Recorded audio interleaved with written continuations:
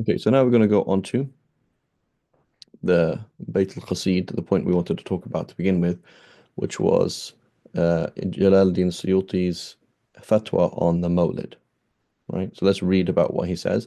We have to understand that before him, Ibn Hajar also spoke about this, and that the Mawlid by his time has had probably happening for the last 200, 300 years approximately. We'll see. He talks about the history of it anyway. So he says, حسن المقصد في عمل المولد. بسم الله الرحمن الرحيم الحمد لله وسلام على عباده الذين اصطفى وبعد فقد وقع السؤال عن عمل المولد النبوي في شهر ربيع الأول. So now there's two things. The Mawlid itself and specifically in doing it in Rabi' al-Awwal. ما حكمه من حيث الشرع, what is it halal, is it haram, etc. وهل هو محمود أم أو مذموم, is it something good or is it something bad. وهل يثاب فاعله أم أو لا, is you get a reward for doing it or not. الجواب عندي أن أصل عمل المولد الذي هو اجتماع الناس وقراءة ما تيسر من القرآن ورواية الأخبار الواردة في مبدأ أمر النبي صلى الله عليه وسلم ووقع في مولده من آيات. So he says, in my opinion, the basis of doing the Mawlid, and then he defines himself. Very important. What are you even talking about? He says it is the gathering of people, A, so it's something done in a group. B, reciting that which you can, it's a small something of the Quran, which is right. That's B. C, رواية الأخبار الواردة في مبدأ أمر النبي صلى الله عليه وسلم, mentioning hadiths about how the beginning of the life of the Prophet ﷺ began and the beginning of his da'wah. وما وقع في مولده من الآيات, and the various miracles that happened when the Prophet ﷺ was born. ثم يمد لهم سماط يأكلونه وينصرفون من غير زيادة على ذلك. Right?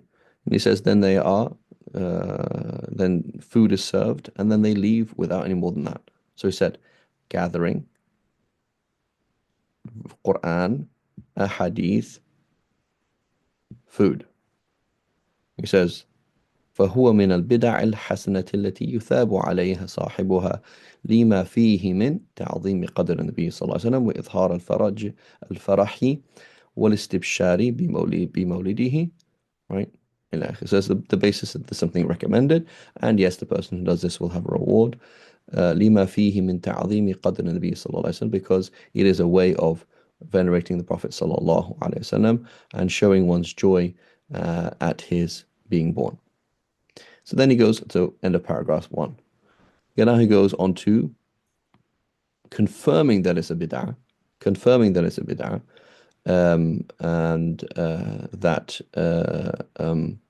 that is a bid'ah, and talks about the history of it. It says, وأول من أحدث فعل ذلك صاحب إربل الملك المظفر أبو سعيد كوكبري ابن زين الدين زين الدين علي بن بكتكين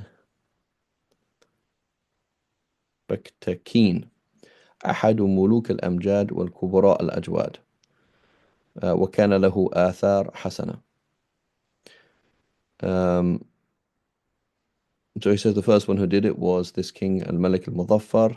He gives his whole name. He's one of the great kings, noble kings, who was great and noble and generous.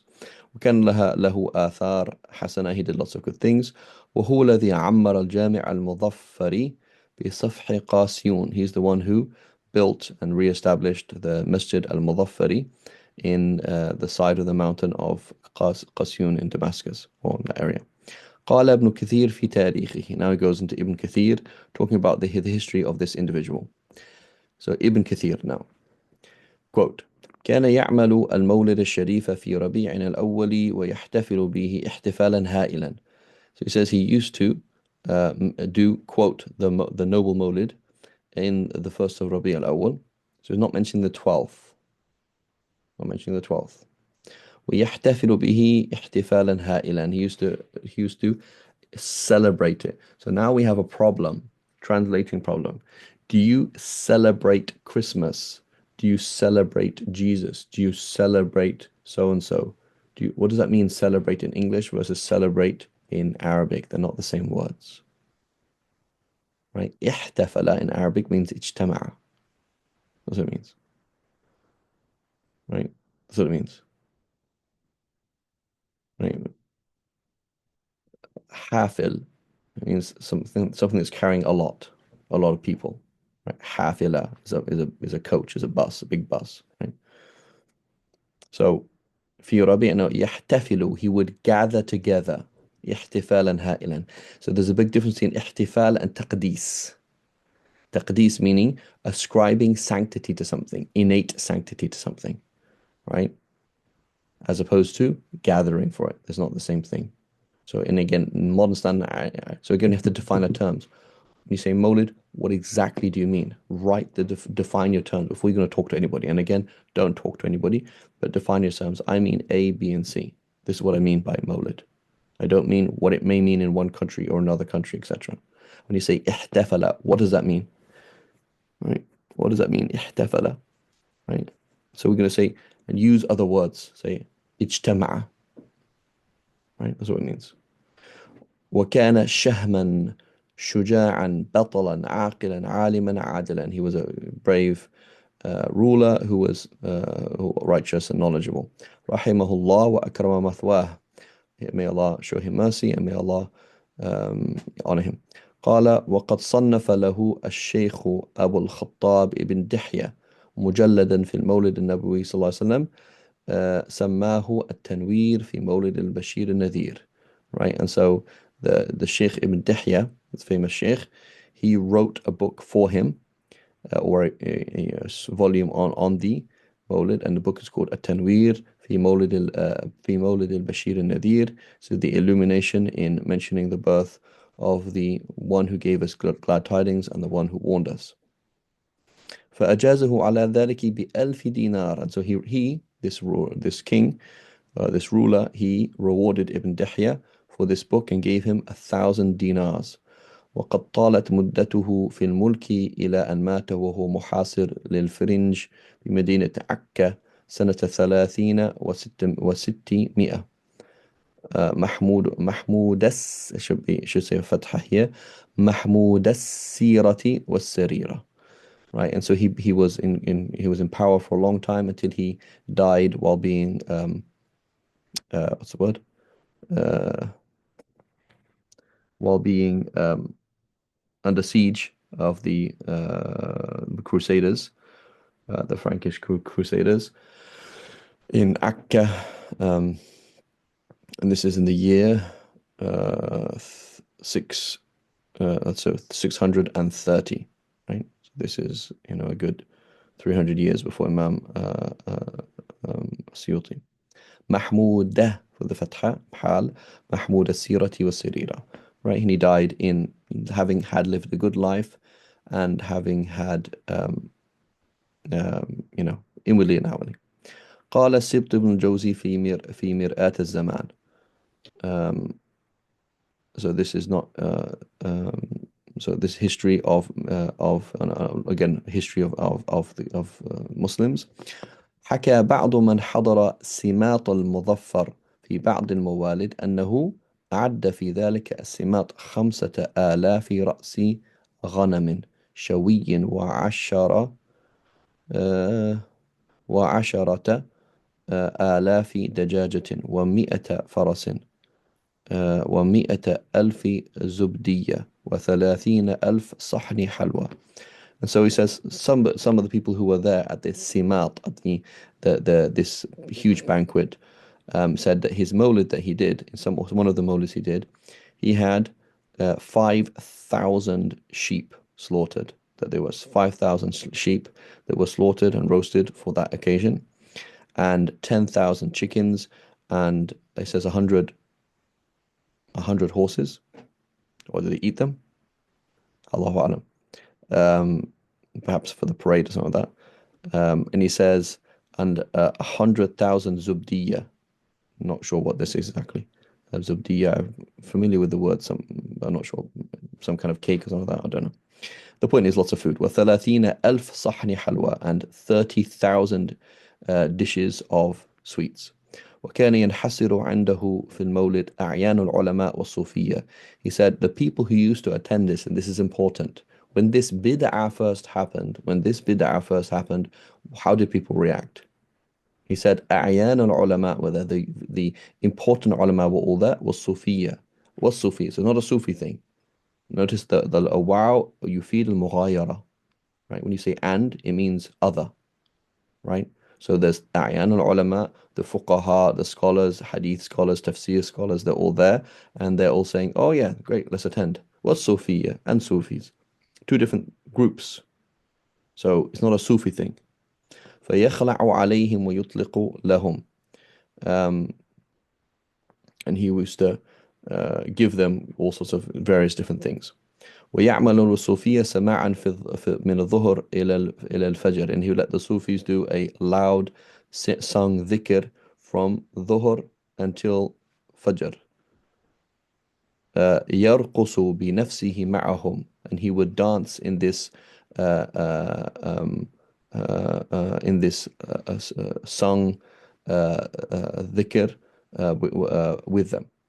وكان يصرف على المولد في كل سنة 300 ألف دينار, and he used to spend 300,000 dinars, right? And dinar is a lot of money. This is gold, right?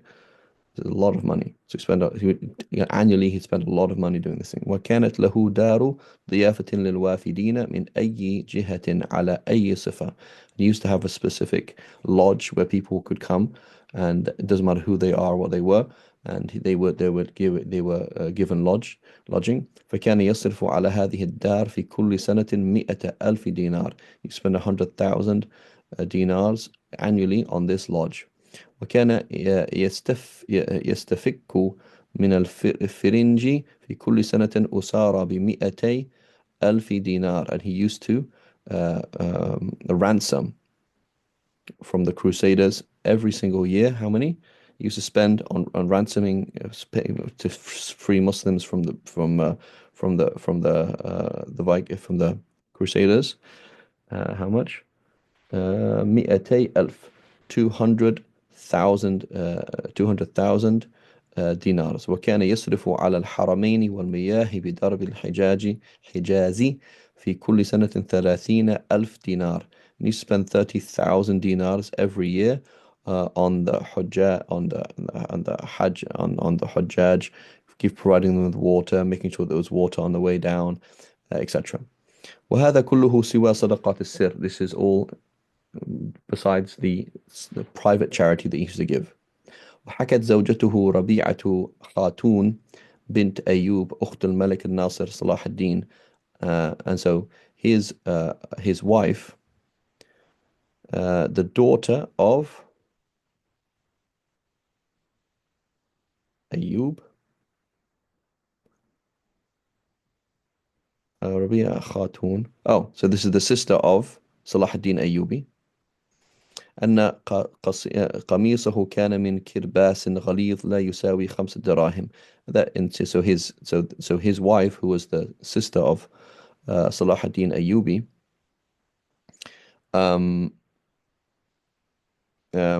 said that he wore very simple clothes, and it was made out of this rough material that wasn't even worth 5 dirhams. قالت فعاتبته في ذلك, and so once I told him, I said, why do you wear such simple clothes? فقال لبسي ثوبا ب5 وأتصدق بالباقي خير من أن ألبس ثوبا مثمنا وأدع الفقير والمسكين. He says, I prefer to wear something that's cheap and give the rest in charity than to wear something nice and let the poor suffer.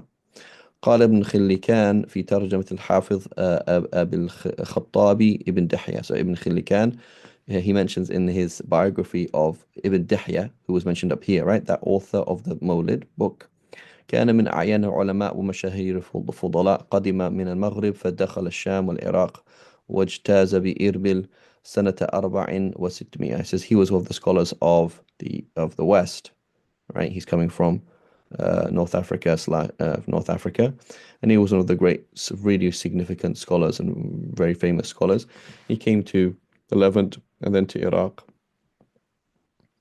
and he passed by Irbil in the year 604.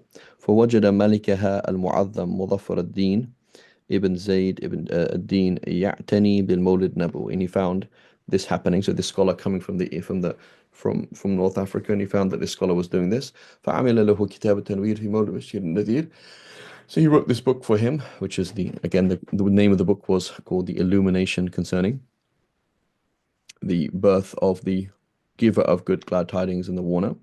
وقرأه عليه بنفسه, and he himself read it to him. فأجازه بألف دينار, and he gave him 1,000 dinars for that. Muhammad, could you just send a message on the Muqaddimah Hadramiyya class that we're going to be a bit late. قال وقد سمعناه على السلطان في 6 مجالس في سنة 25 و600, and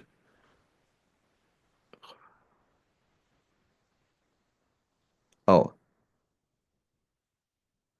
so this is Ibn Khillikan or somebody else saying, he said, we have our narration, we heard this whole compilation, and it was read to us in 6 majlises. It took 6 lessons to cover this whole book, and we heard that with a chain transmission back to the author. I believe in the year 625. End of quote from Ibn Khillikan. And he says, وقد ادعى الشيخ تاج الدين عمر بن علي اللخمي. So this is, I believe this is al-Fakihani. This is a famous Maliki scholar called al-Fakihani. He claimed اللخمي السكندري المشهور بالفاكهاني من متأخري المالكيين أن عمل المولد بدعة مذمومة. And so he says the great scholar al-Fakihani of the late Malikis, he said that doing a Mawlid is a blameworthy innovation, bid'ah madhmuma. So key concept, that when people say bid'ah, already in their mind, they're lost. There's 2 things that are lost. Or about 3 or 4 things, but A, lack of pluralism in Islam. The deen can be understood in more than one way. What you deem bid'ah might not be deemed bid'ah by other people. Number 1. Number 2, lack of authority. This discussion has already happened. It's not a new discussion. None of your discussions that you're going to have today are new discussions.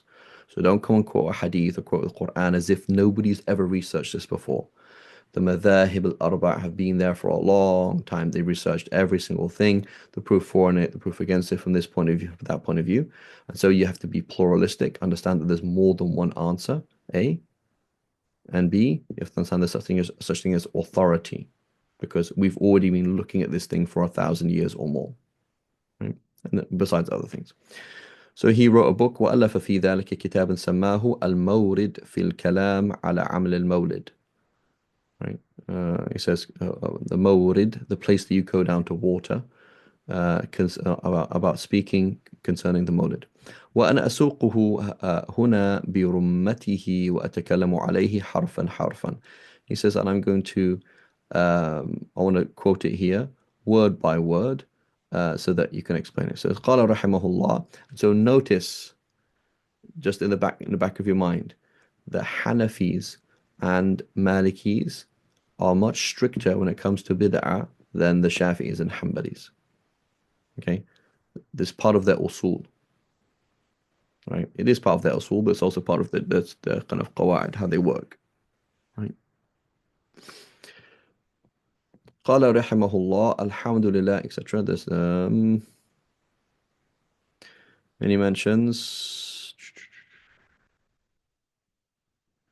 So he says فقلت, so this Maliki scholar al-Fakihani, he says قلت وبالله توفيق لا أعلم لهذا المولد أصلا في كتاب ولا سنة ولا ينقل عمله عن أحد من علماء الأمة الذين هم القدوة في الدين.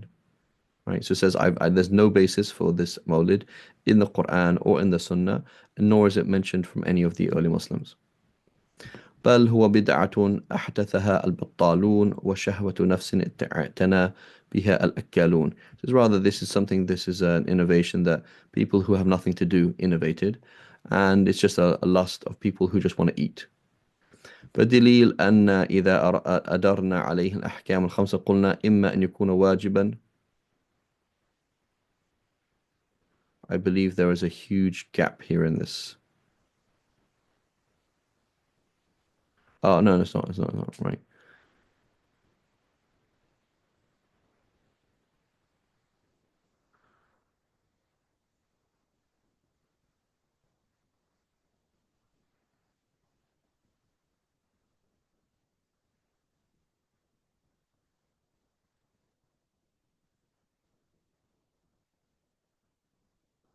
Okay.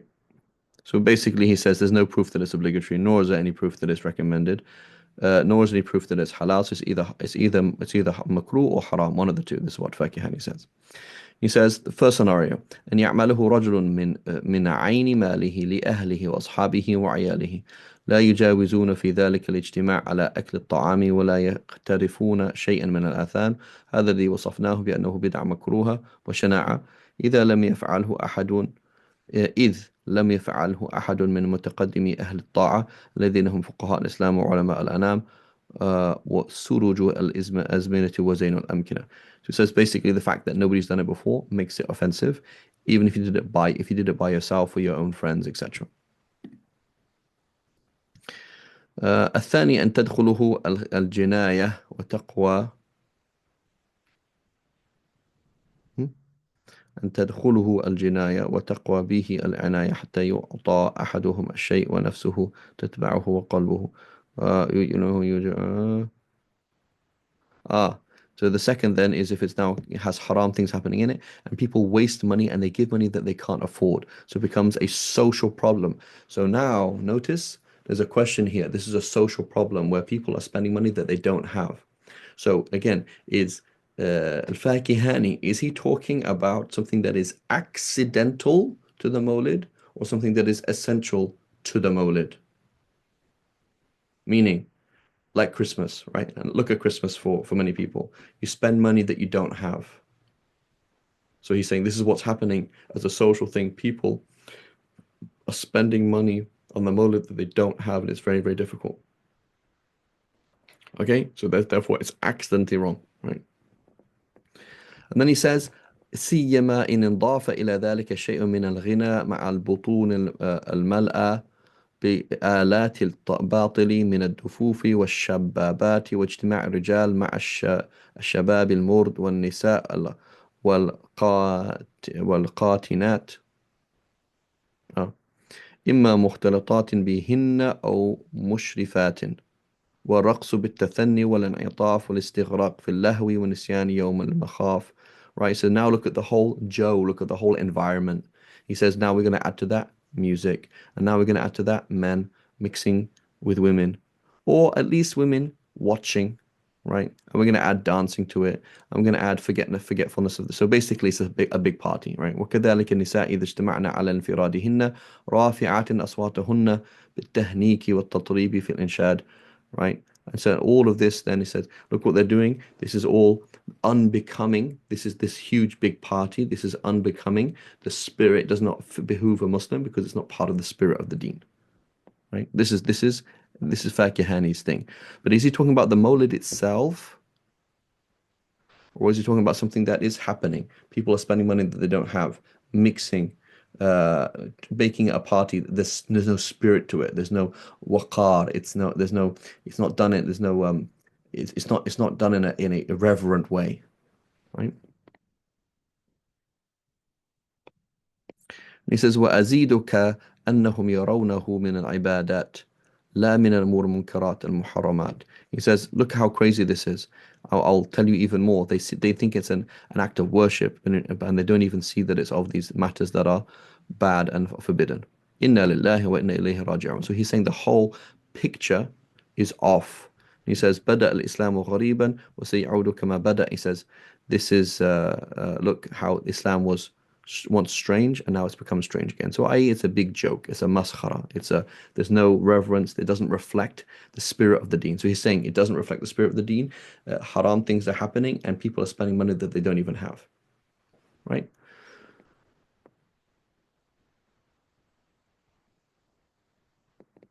So now Suyuti, Jalaluddin Suyuti, he responds to this.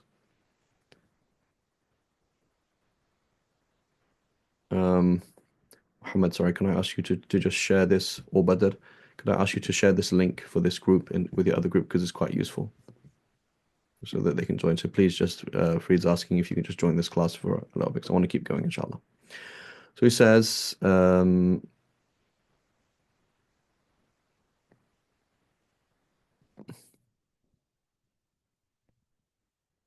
so when you say there's no basis in the Quran and Sunnah for the Mawlid, um,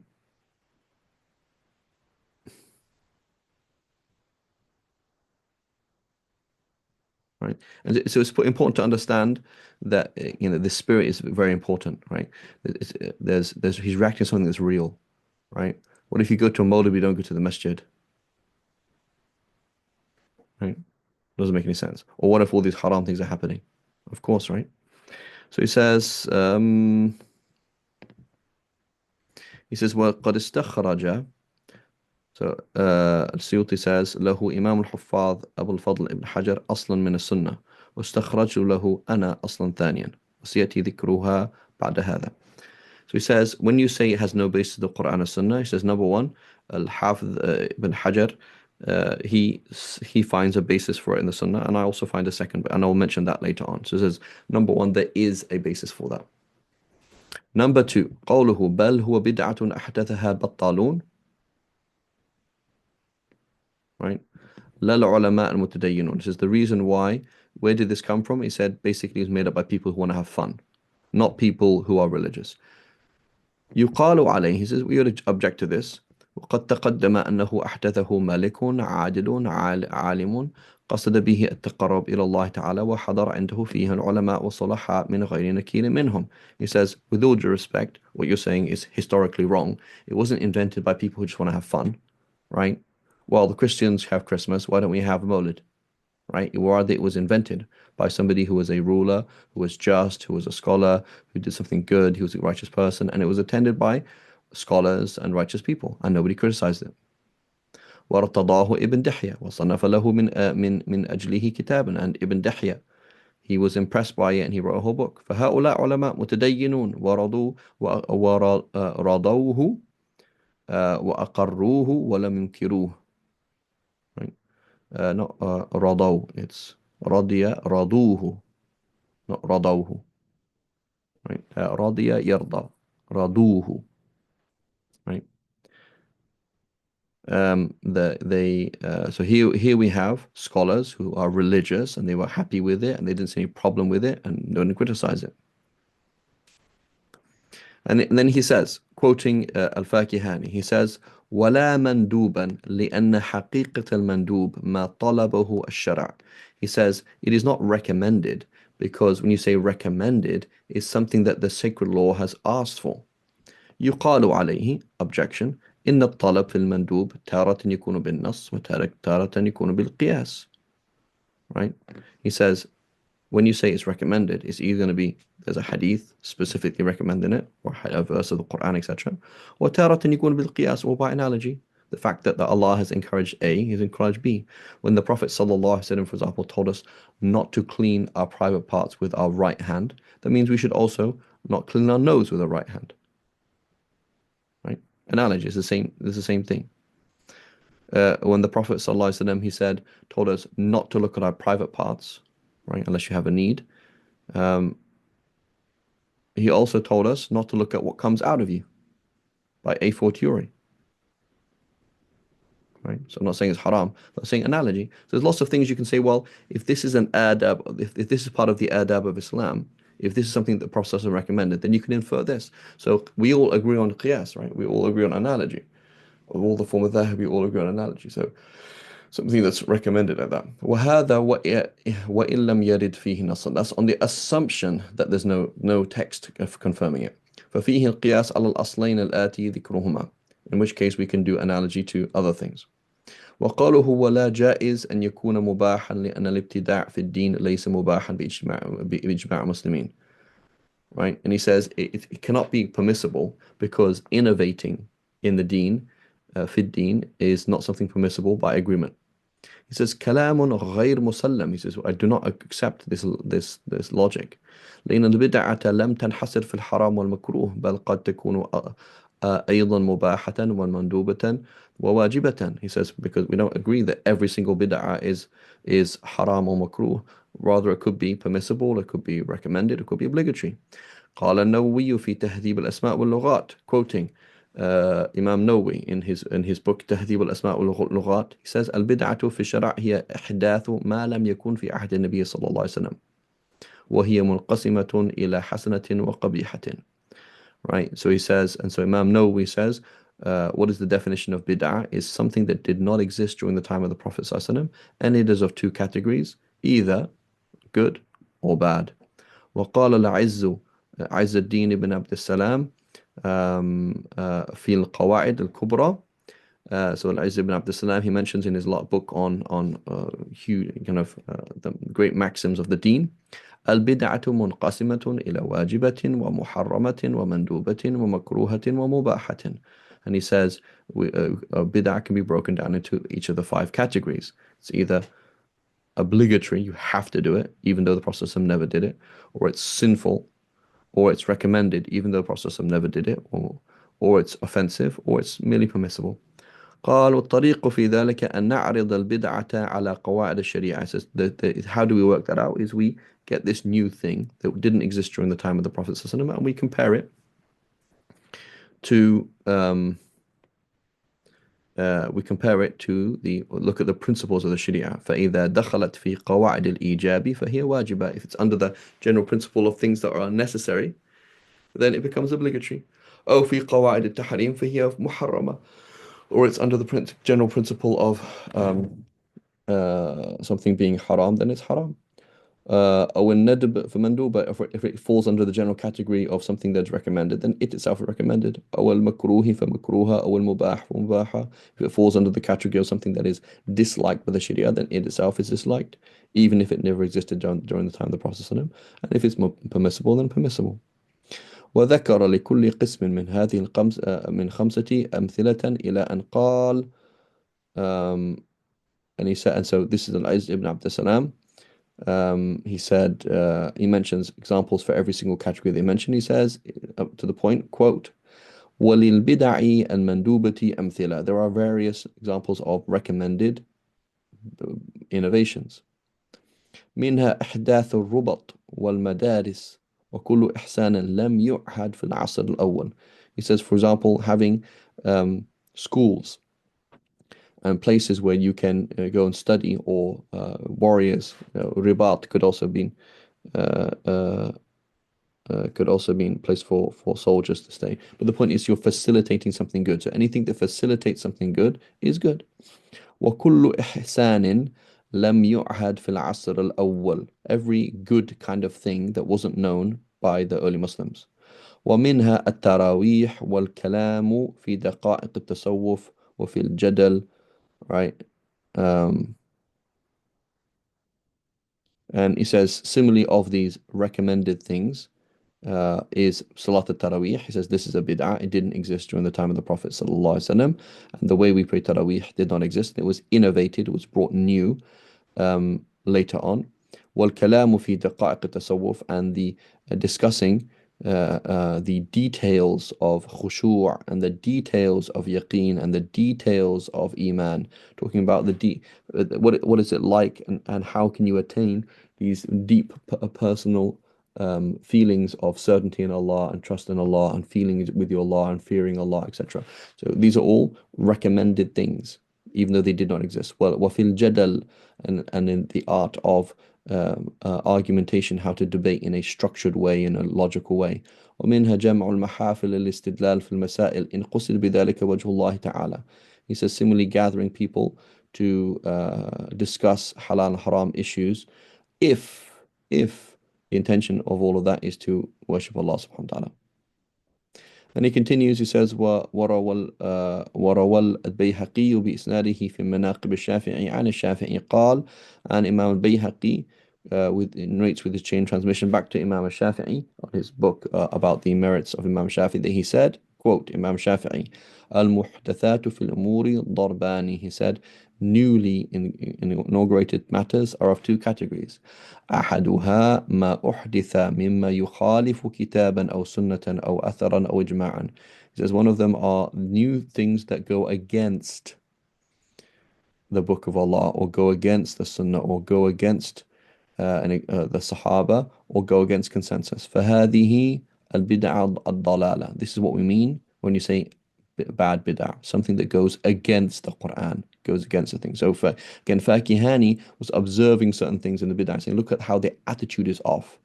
We agree, but not necessarily in the thing itself, though. وقال عمر رضي الله عنه, and then he says, والثاني ما أحدث من الخير لا خلاف فيه لواحد من هذا. And he says, second category then is newly created things of the good, i.e., it's in keeping with the Quran and Sunnah. لا خلاف فيه لواحد من هذا. Nobody disagrees on these issues. وهذه محدثة غير مذمومة. And this is considered a innovation that is not blamed, of course. وقد قال عمر رضي الله عنه في قيام شهر رمضان, concerning standing at the nights of Ramadan, نعمة البدعة هذه. What a wonderful bid'ah this is. يعني أنها محدثة لم تكن. This thing of having people gather together to pray a certain number of rak'ats in a group in this particular way. He says this is something that did not exist before, but it's good. وإذ كانت فليس فيها رد لما مضى. And since it existed, and it does not do rad, it does not reject anything that was previous, right? It's on the same basis. وهذا آخر كلام الشافعي, the end of quote from Imam Shafi'i. فعرف بذلك منع قول الشيخ تاج الدين ولا جائز أن تكون مباحا. So this disproves the words of Sheikh Tajuddin al-Fakihani, who said it can't be permissible because the Salaf didn't do it. Right? That's not possible. وهذا الذي وصفناه أنه بدعة مكروهة إلى آخره لأن القسم مما أحدث وليس فيه مخالف لكتاب ولا سنة ولا أثر ولا إجماع فهي غير مذمومة إلى آخره. So it says this is not, right? And in reality, so what is then the haqiqah as per his definition, right? So again, Mawlid in different countries, different times, different places has a different reality. So you have to define reality. So if you define it as feeding people, obviously that's good, right? وهو من الإحسان الذي لم يعهد في العصر الأول فإن إطعام الطعام الخالي عن اقتراف الآثام إحسان. He says feeding people food that is not conjoined with any sins is a good thing to do. فهو من البدع المندوبة. It's a good thing.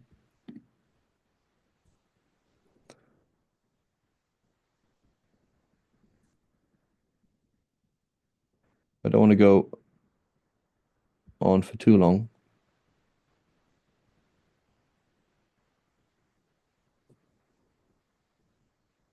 Um,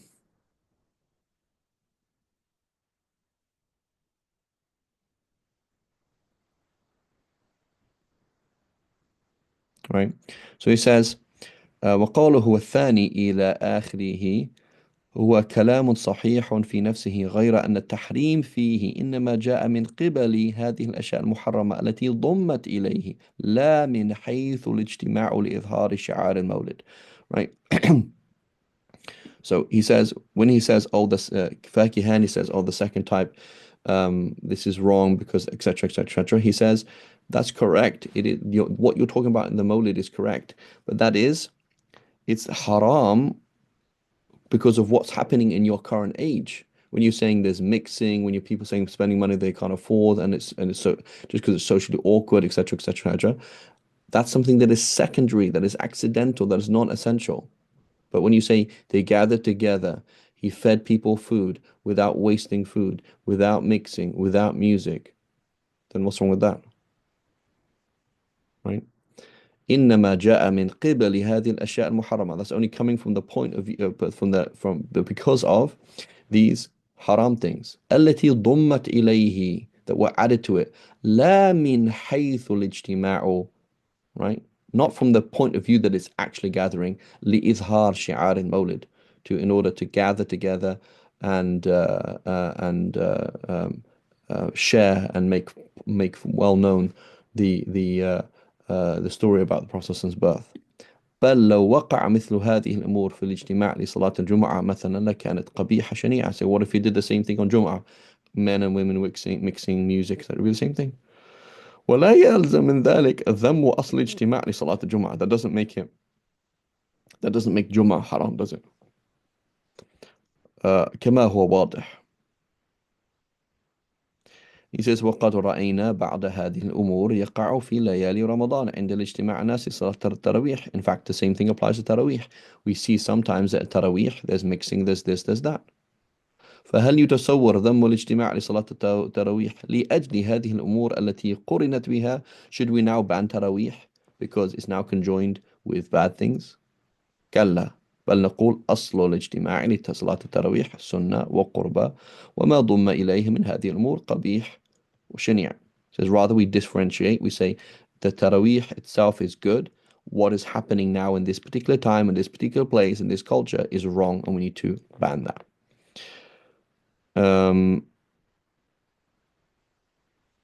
He says, and then he says الفاكهاني, he says مع أن الشهر الذي ولد فيه إلى آخره. He says similarly that the month that we don't know when the Prophet was born, do we?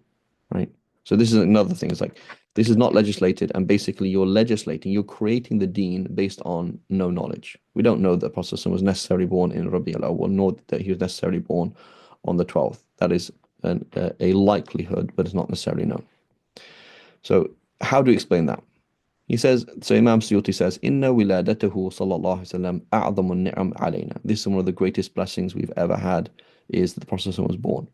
Wa wafatuhu a'zamul masa'ib lana. And his passing was one of the greatest afflictions we've ever had. والشريعة حثت على إظهار شكر النعم والصبر والسكون والكتم عند المصائب. He says, and the Sharia, in a general sense, has encouraged us to express our gratitude for blessings and to express our patience when we have difficulties. وقد أمر الشرع بالعقيقة عند الولادة. So we've been commanded to slaughter a sheep or two when we have a child. وهي إظهار شكر وفرج بالمولود. This is a way to show appreciation, and rejoice at the child being born. ولم يأمر عند الموت بذبح ولا بغيره بل نفى عن النياحة وإظهار الجزع. And we have not been commanded to slaughter anything when a person dies, or to do anything else, but rather we've been told to express our patience by not crying out and not showing despair. فدلت قواعد الشريعة على أنه يحسن في هذا الشهر إظهار الفرح بولادته صلى الله عليه وسلم دون إظهار الحزن فيه بوفاته. Right? So he said, so he says part of the general principles of the deen is that we should show our joy that the Prophet was born, and not in this month, and not show our sadness. وقد قال ابن رجب في كتابه اللطائف في ذم الرافضة حيث اتخذوا يوم عاشوراء مأتما لأجل قتل الحسين لم يأمر الله ولا رسوله باتخاذ أيام مصائب الأنبياء وموتهم مأتما فكيف ممن هو دونهم. Right, so he said, so if you look at the deen in general does not recommend us, so there's a general direction, it does not recommend that we negatively celebrate bad things. So as the Shia do on the death of Sayyidina Hussein, we're not supposed to do anything, have a mattam, oh, somebody died and let's make a big scene. Like, we're not supposed to do that with prophets, let alone anybody else. Right, and now here we have وقد تكلم الإمام أبو عبد الله ابن الحاج في كتابه المدخل إلى على أعمال المولد. So this is Ibn Hajj, I believe also Maliki. فأتقن الكلام فيه جدا. He has He spoke about the Mawlid in great depth, and it's very useful. And he said, وحاصل حاصله مدح ما كان فيه من إظهار شعار وشكر وذم ما احتوى عليه من محرمات ومنكرات. He says, if you in the Madkhal of Ibn Hajj, he mentions very clearly, he says, it's good that coming together to express gratitude for the Prophet ﷺ and joy. This is good, but anything haram that happens with it is bad. وأنا أسوق كلامه فصلا فصلا. I'm going to explain what he said here. قال, so Ibn al-Hajj, and again, I believe he's a Maliki. Maybe somebody could research it for me while we're still doing here. I'm pretty sure he's one of the late Malikis. فصل في المولد, he said, concerning the Mawlid, he said, من جملة ما أحدثوه من البدع مع اعتقادهم أن ذلك من أكبر العادات وإظهار شعائر ما يفعلونه من في شهر الربيع الأول وقد احتوى ذلك على بدع ومحرمات جمة. فمن ذلك استعمالهم المغاني ومعهم آلات الطرب من الطار المصرصر والشبابة وغير ذلك مما جعلوه آلة للسماع ومضوا في ذلك على العوائد الذميمة في كونهم يشتغلون أكثر الأزمنة التي فضلها الله تعالى وعظمها ببدع ومحرمات. لا شك أن السماع في غير هذه الليلة فيه ما فيه، فكيف به إذا انضم إلى فضيلة هذا الشهر العظيم. So he says of the many things that they have innovated, of innovations, while believing that it's one of the greatest things ever and the most greatest works of worship, and is what they do in the Rabi al-Awwal. And this thing that they do, the Mawlid, has lots of haram things happening to it. He says, for example, they have music and flutes, and they sing songs with music the whole night, going on for a long time, and they busy themselves. They busy themselves with all sorts of bid'ah. And ولا شك أن السماع في غير هذه الليلة فيه ما فيه. So he says, listening to music in other than these nights is wrong, let alone on a night that is recommended. So he's telling us this is a recommended time, right? Number one, this is a recommended time. Why are you busying it with something that's wrong? الذي فضله الله تعالى فضل فيه بها النبي الكريم. So this is a month in which Allah subhanahu wa ta'ala graced us, graced the Prophet ﷺ by coming into existence, and graced us with him in this month. فآلة الطرب والسماع أي نسبة بينها وبين هذا الشهر الكريم الذي من الله علينا فيه بسيد الأولين وآخرين وكان يجب أن يزاد, right?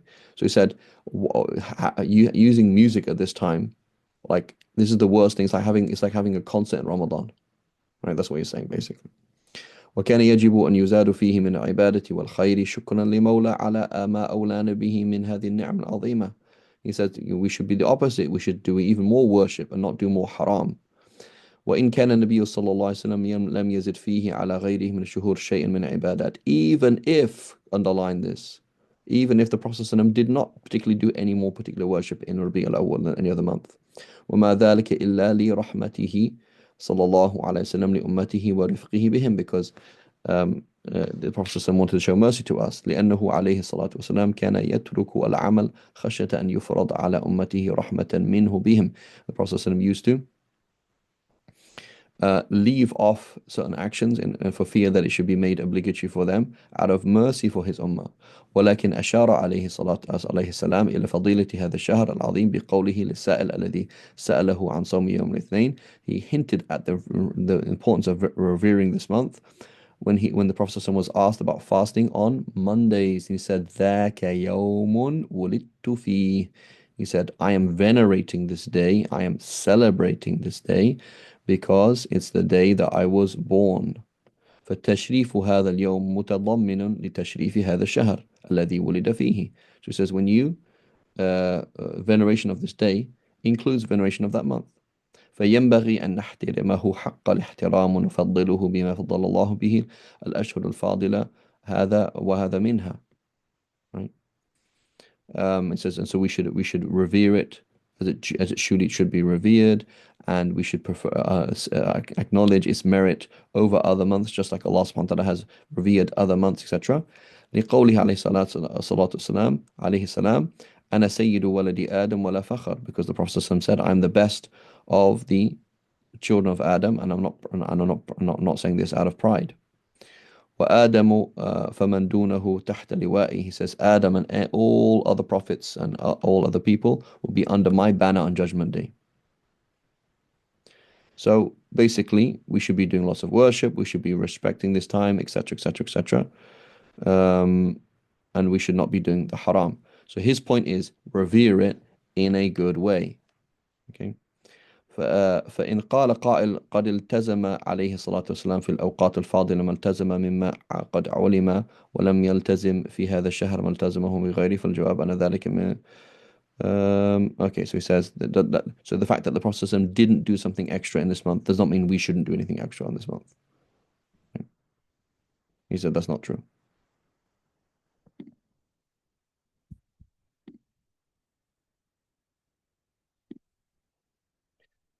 Um,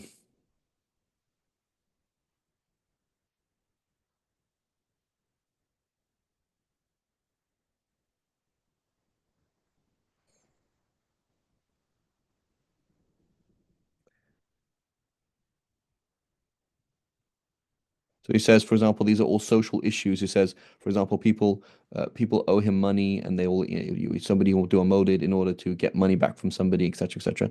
So he has all these social problems, right? He has all these social problems. And then Ibn Hajar continues, he says, وقد سئل شيخ الإسلام حافظ العصر أبو الفضل بن حجر عن عن عمل المولد فأجاب بما نصوه.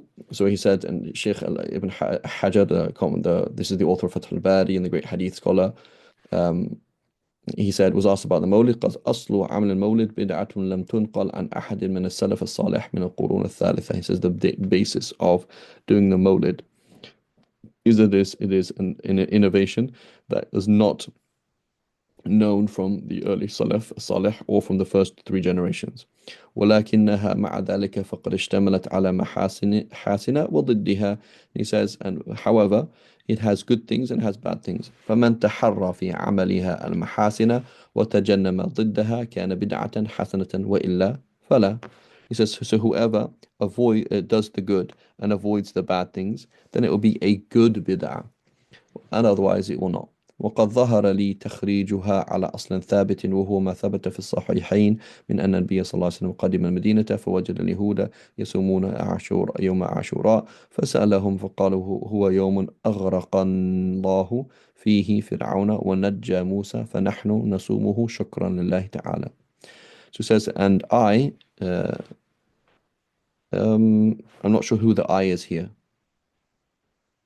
Is this no, this is Ibn Hajar, because they're going to say intaha in a second. So this is Ibn Hajar continuing. He says, Ibn Hajar, I see a basis. This is not just analogy, but I see a basis for it in the Sunnah, which is that in the Bukhari and Muslim, that the Prophet ﷺ, when they came to Medina, they found the Jews fasting on Ashura, and he asked them about it, and the Prophet they said, this is a day in which Allah subhanahu wa ta'ala drowned Pharaoh and saved Moses, and so we fast it out of gratitude to Allah.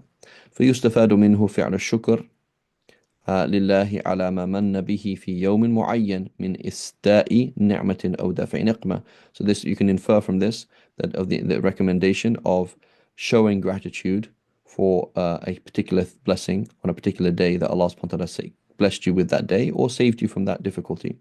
ويعاد ذلك في نظير هذا اليوم من كل سنة. So it says the same thing would happen every year. وشكر الله يحصل بأنواع العبادة كالسجود والصيام والصدقة والتلاوة.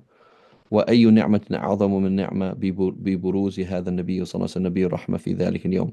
And he says, we could show that gratitude in various different ways, by doing sujood, by fasting, by doing charity, by doing Quran, etc. And he says, and which blessing deserves to be thanked more than this blessing, the appearance of this prophet, the prophet of mercy in that day. وعلى هذا ينبغي أن يتحرى اليوم بعينه حتى يطابق قصة موسى في يوم عاشوراء. And so for which reason, underline, we should try and find that day itself, right? So notice, so finding that day itself.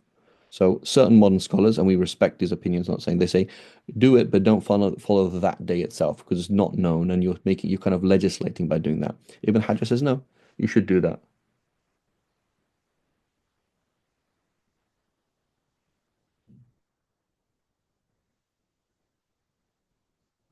Right? He says, وعلى هذا فينبغي أن يتحرى اليوم بعينه. One should try and find that day itself حتى يطابق قصة موسى في يوم عاشوراء. To find the same day, just like with عاشوراء, you should do the same thing. ومن لم يلاحظ ذلك لا يبالي بعمل المولد في أي يوم من الشهر. Right? Other people, um, who didn't think about what I just mentioned, they'll say just do it anytime.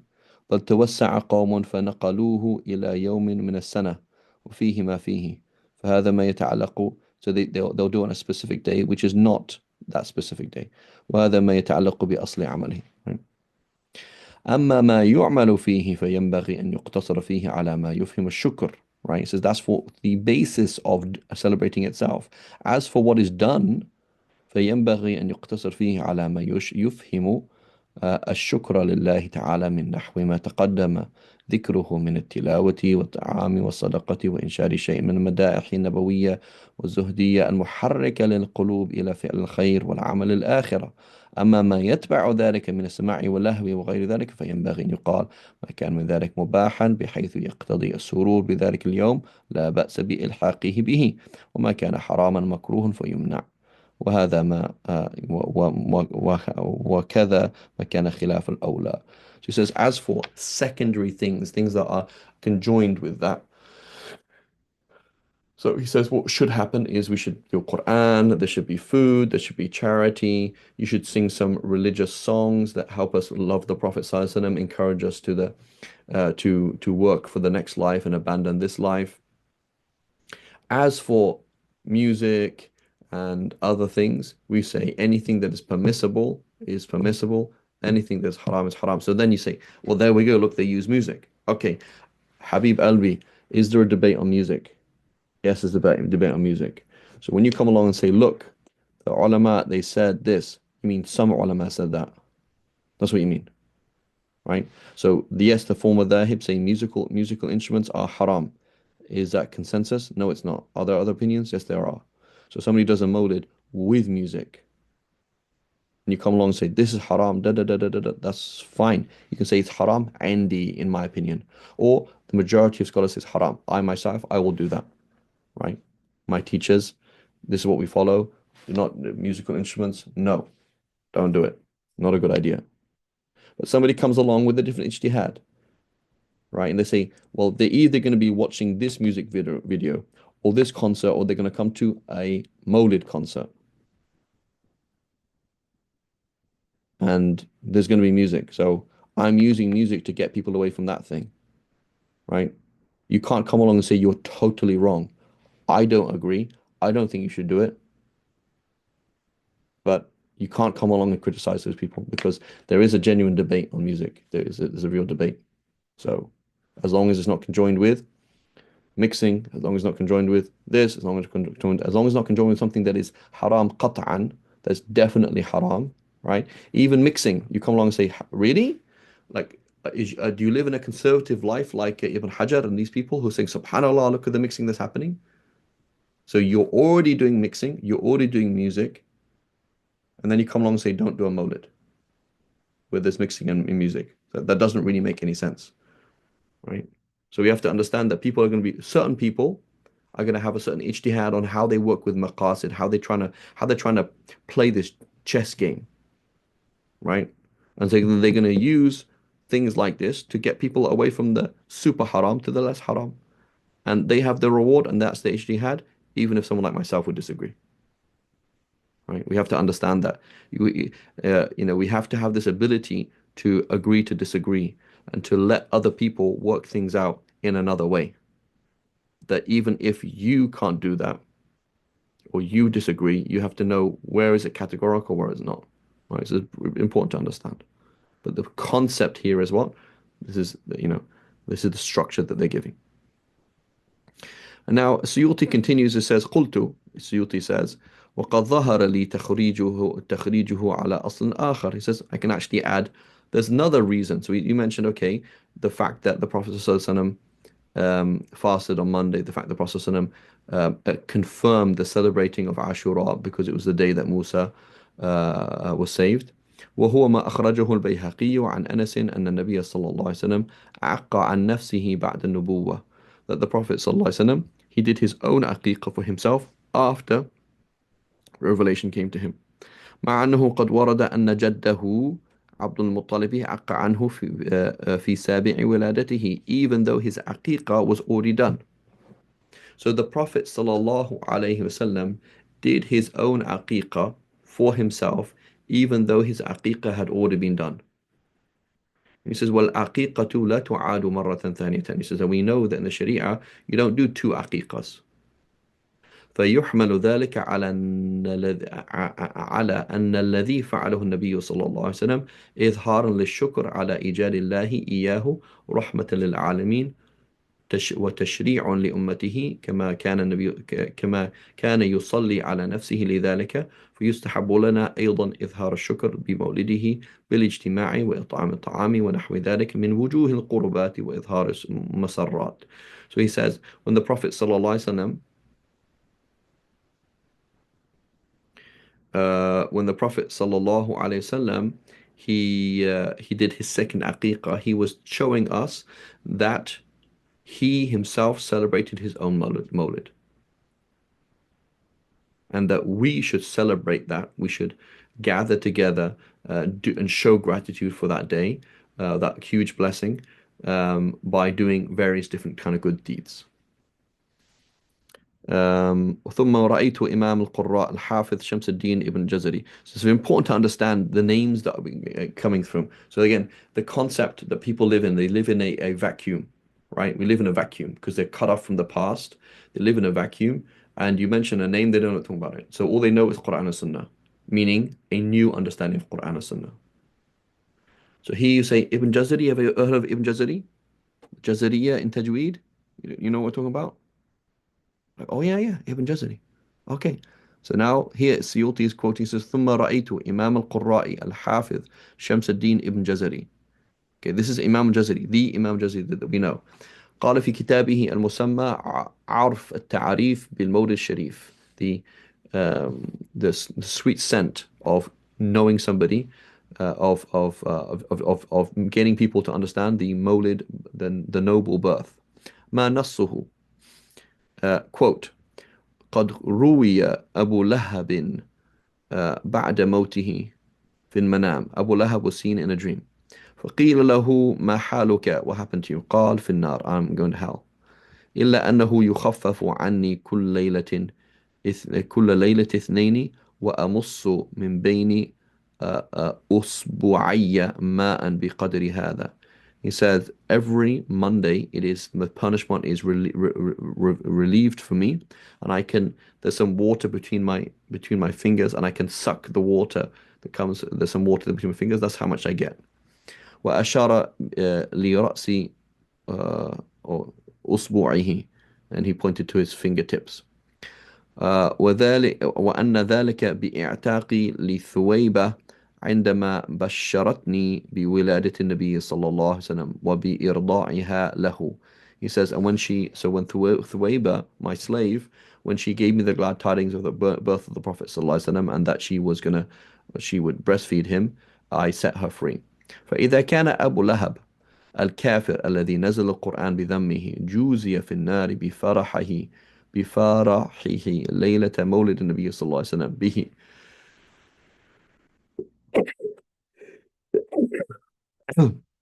So he says, if here this kafir who the Quran has blamed is being rewarded for showing joy at the birth of the Prophet صلى الله عليه وسلم, فما حال مسلم الموحد من أمة النبي صلى الله عليه وسلم يسر بمولده ويبذل ما تصل إليه قدرته في محبته صلى الله عليه وسلم لعمري إنما يكون جزاؤه, right? So he said, this is a huge thing. Now, where's the objection here to this proof? So Ibn Jazari is saying that Abu Lahab, it's narrated that Abu Lahab was seen in a dream and this happened. Where's the objection here?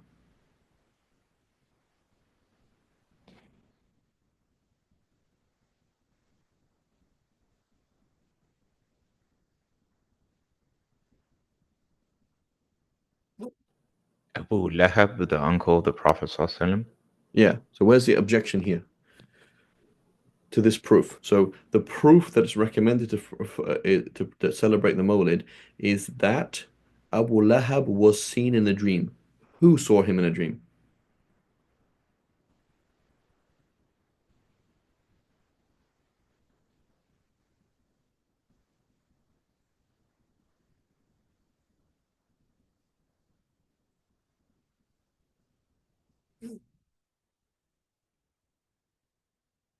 So can I have a dream and make up sunnahs? Can I have a dream, for example, I had a dream and in the dream it said so and so is right about this fatwa. Follow him. Is a dream a No, basis of halal and haram and tashri'? no. Right? If you're a prophet, yes. If you're not a prophet, no. Right? So, very important. We always have to be, what's it called? Ilmi. Follow a system. So whenever you quote or share something that is of the khurafat, it's just a kind of a story, okay, then you just lost all value. So it's very important that we stick to ilm because ilm is sometimes mixed with stories. And that story or that law, Lore, okay, becomes part of our understanding of the deen, which is not necessarily true, right? And on top of that, Sheikh so and so, Sheikh, what Sheikh so and so does or doesn't do is not a proof, right? I heard that doesn't mean anything, right? And you will find people do that, right? So their deen is based on the righteous deeds of certain people, right? So you have to be systematic. Just because your teacher likes something or your teacher told you a story that motivated you or a miracle happened or you had a dream or your sheikh had a dream, that doesn't change the deen, right? It's very important to understand that, right? Very important to understand it. So anyway, if it is sahih that the Prophet ﷺ had a dream, fine. Otherwise, it doesn't really mean that much, does it? And so he says here وقال الحافظ شمس الدين بن نصر الدين الدمشقي في كتاب المسمى مورد الصادي في مولد هادي قد صح أن أبا لهب يخفف عنه عذاب النار في مثل هذا اليوم اثنين لإعتاقه ثويبة سرورا بموت. Right? Is this the case though? So I'd like to open that book, find that book that's printed. It says here that Al-Hafiz Shamsuddin al-Dimashqi, he has a book called the watering hole of the thirsty one concerning the birth of the guider of the Prophet ﷺ. He said it is well established sahha, right? It's established as Sahih Hadith that Abu Lahab his punishment will be revealed. Is that the true or not? Stop, check, continue, right? Because otherwise, whenever you start having lame arguments that are not backed up properly, suddenly you just lose any credit. It's kind of pointless, and you're not useful to people, right? And this is one of the reasons why we have this Salafi movement. Again, we mentioned it as a reaction. Scholars quoting hadiths that are super weak. Why are you even quoting this hadith? Right? This hadith is not weak, it's unbelievably weak. It's nigh fabricated, right? So suddenly you lack some level of rigor at one level, and then you are thrown out the window or thrown, because you're not relevant anymore, which is not fair. But it's out of a rahmah and shafaqah and care and concern for people who are caught up in this bid'ah trap and caught up in this lack of trust of the ummah. You make it easy for them and make sure you're following a system every single time. Here's a reference, here's a this, here's a that. Uh, Pluralism, just as you're trying to convince somebody that yes, there are opinions that allow these kind of things, there are opinions that go against it. Here's Fakih Hani saying don't do it. We have to respect that, right? So Jalaluddin Suyuti, what he means about all of this thing is, in my opinion, as far as I can see things. He's not saying the Deen of Allah says this, right? So it's important to understand that. So is this that true? قد صح Allahu a'lam. I'm not saying it's not, I'm just saying question it and make sure that you're representing a system as opposed to okay. So he says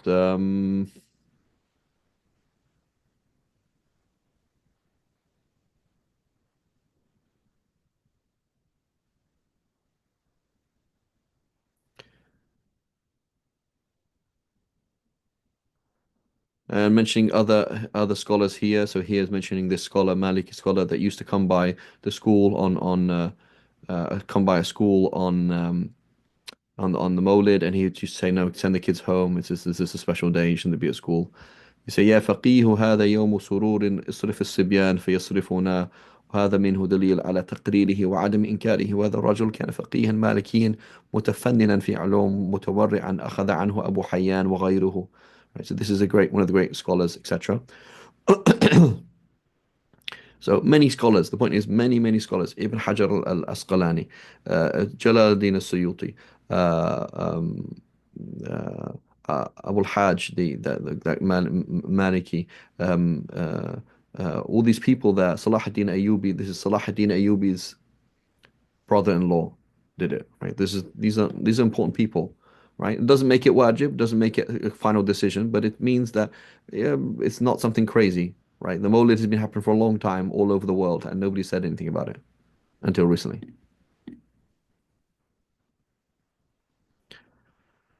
Um,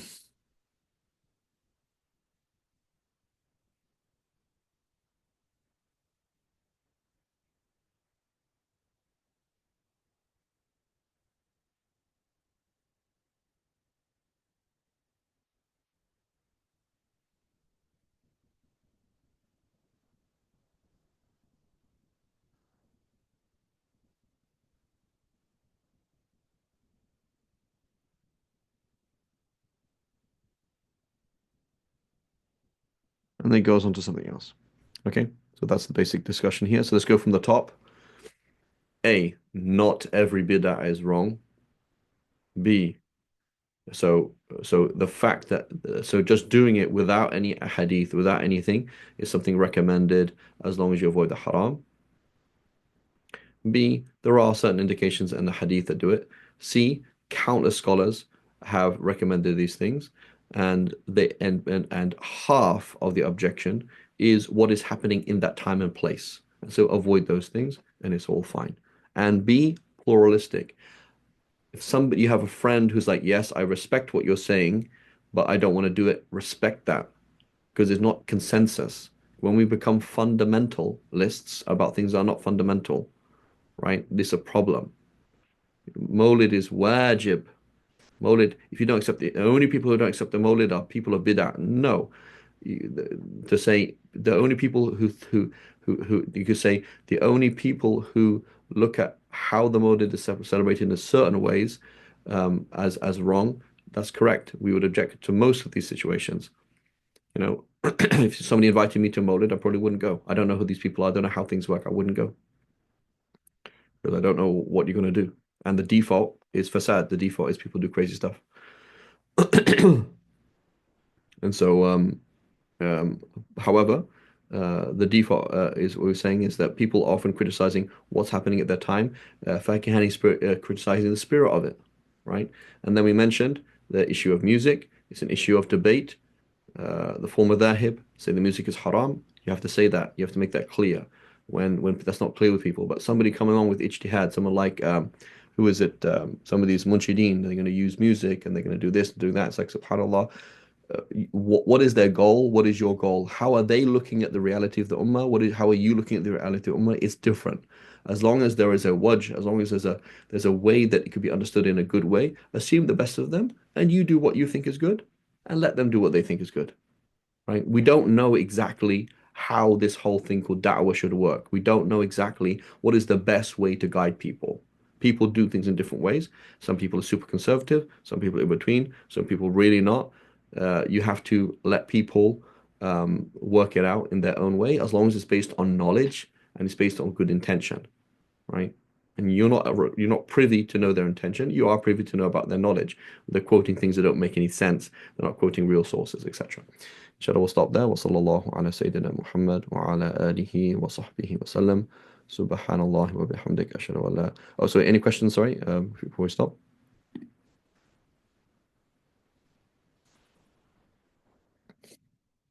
You mentioned music is up for debate. Do you mean musical instruments in particular? I mean musical instruments, yeah. Okay, thank you for So, clarification. I can mention certain scholars that have allowed it. So people quote Imam Ghazali. I do not believe that's right at all. It's just not. It's not. So people quoting Imam Ghazali saying, "Well, Imam Ghazali said this and this," and that's not true. I don't believe that's true at all. So number one, it is important that you can't change the deen, you can't change history. So what happens now is music is so widespread among religious things. You look at fatwa department and they have music in the background. You look at this talk and there's music here. You go to a big thing, there's like any normal Muslim would just assume that it's just halal and that's it. And if you came along and said it was haram, they'd find you an extremist. That's wrong. So what should be in people's minds is the former dhahib, meaning 99% of the ummah has looked at the Quran and Sunnah and come to the conclusion that it is haram to play a musical instrument or to listen to it. That's 99% of the ummah. And a few people here and there, whom you may wish to follow, if you want to follow them, have said it's halal, namely Ibn Hazm al-Zahiri of Spain, namely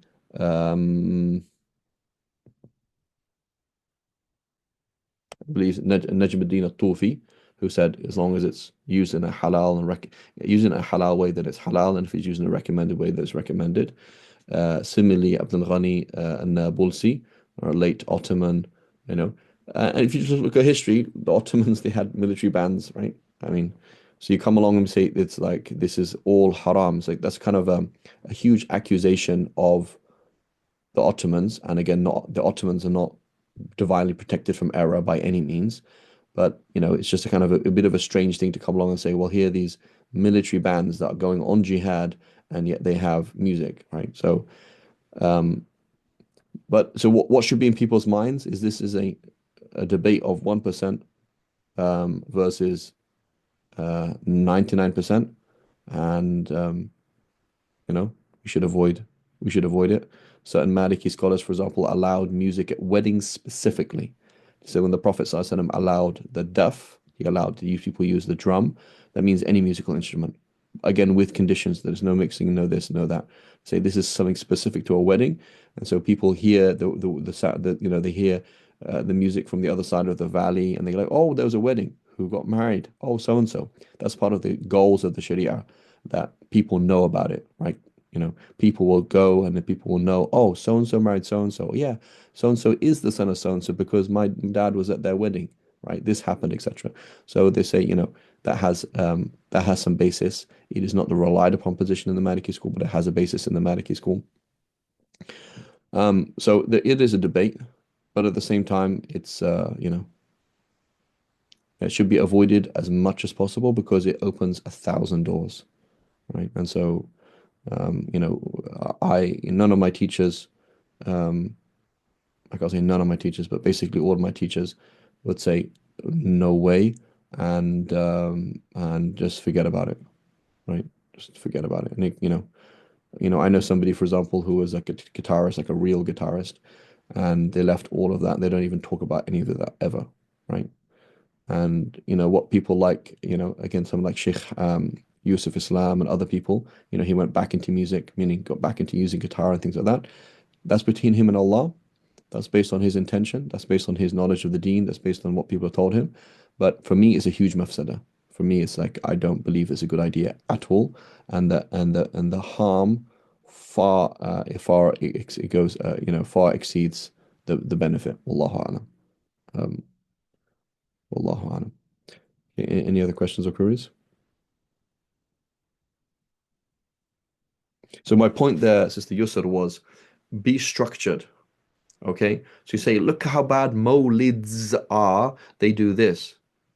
You're like, what do you mean by Mawlids? What do you mean what are you talking about? So, well, yeah, I mean, in my country, they do this, this, this, this, this. Okay, let's take it and let's cut it down bit by bit by bit by bit by bit. There's mixing. Oh, that's not good. Okay, in your country, do they mix? Is it usually segregated? No. So then, are you talking about the Mawlid and mixing? We're talking about mixing in itself because they're going to be doing that, right? It's like certain people, like, you're going to be doing that haram anyway. So now you're going to object to me putting in something religious there? Like, it's kind of strange, right? Like, what are you trying to talk about? Like, someone like myself, I'm like, segregation, 100%. Music, throw it out the window. I know that's how I live my life. That's how I function. But I come along to a world where you all have music and you all socialize anyway, and mixing is happening all the time. And then you come along and say specifically because it's religious, you can't have it. That makes no sense. Specifically as religious, you can't have that. That doesn't make any sense, right? It doesn't make any sense. As opposed to this Mawlid is causing people to mix because people are using it as an excuse to mix. Or this Mawlid is causing people to listen to music and they wouldn't do it otherwise. So why are you now bringing in this weak opinion, etc.? Does that make sense?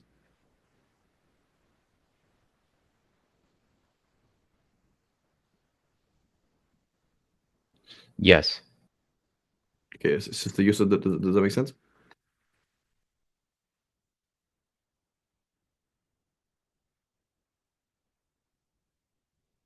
Okay. Any other questions for anybody else?